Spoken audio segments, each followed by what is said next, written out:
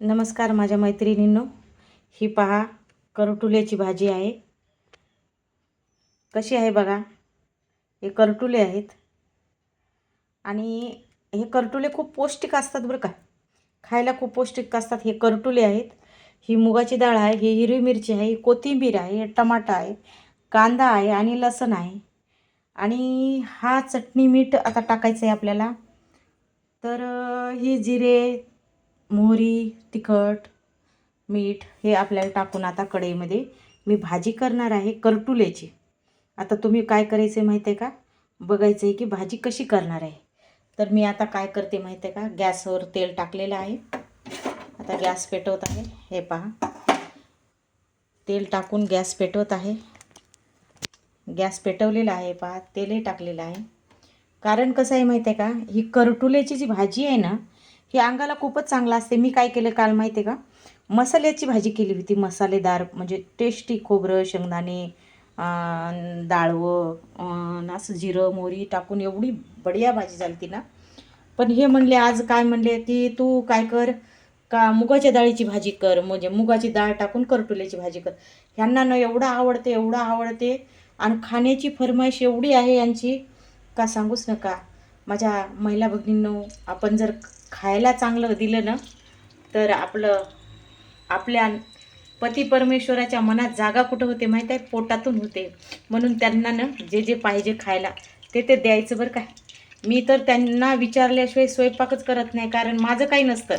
मला जे केलेलं आवडतं खाते मी, पण त्यांना आवडणारच नाही. त्यांना त्यांच्या मनाचंच ते चारपासूनच म्हणणार, आज काय रात्री बनवणार आहेस, खमंग काय आहे का, पकोडे आहेत का, पापड तळणार आहेस का, स्वीटमध्ये काय करणार आहेस का, असं त्यांचं चालतं बरं का. कारण ते खूप खवय्ये आहे, त्यांना खूप खायला छान छान आवडतं. मग मी म्हणते चला, आवडते ना तर मग बनवून द्यायला काय अडचण आहे. म्हणून मी बनवून देते. ते मी म्हणतील ते मी बनवते. कारण आता आम्ही दोघंच आहोत, त्यामुळं दोघांना थोडीशीच भाजी लागणार आहे. म्हणून पावभर आणले काल 50 रुपयाचे. तर ती 2 वेळेस भाजी होते का 3 वेळेस होते काही समजत नाही, कारण अजूनही शिल्लक आहे. आता दुसरी वेळेस भाजी करूनही शिल्लक आहेत थोडेसे 2-4. तर 2 माणसाला काही जास्त भाजी लागत नाही.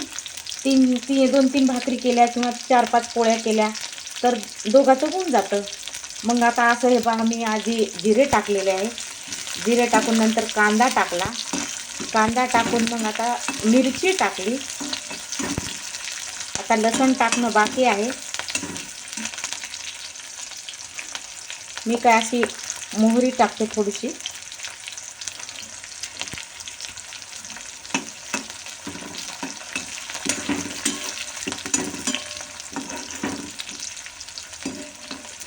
कसं असते बघा, आपण जगतो, करतो काम, कष्ट करतो फक्त खाण्यासाठी करतो ना.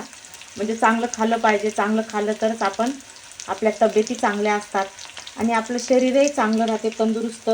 म्हणून काय करायचं आहे माहिती आहे का, आहाराकडे जरा जास्तच लक्ष द्यायचं आहे. आणि माझ्या महिला भगिनी तुमच्याच हातात आहे सगळ्या. आपल्या नवऱ्याचं पोट कोणाच्या हातात आहे, आपल्या हातात आहे. त्यामुळं काय करायचं आहे माहीत आहे का, आपण आपल्या नवऱ्याचं लक्ष द्यायचं आहे पोटाकडं. आणि त्यांना खायला प्यायला वेळेवर दिलं ना की त्यांची तब्येत चांगली राहते.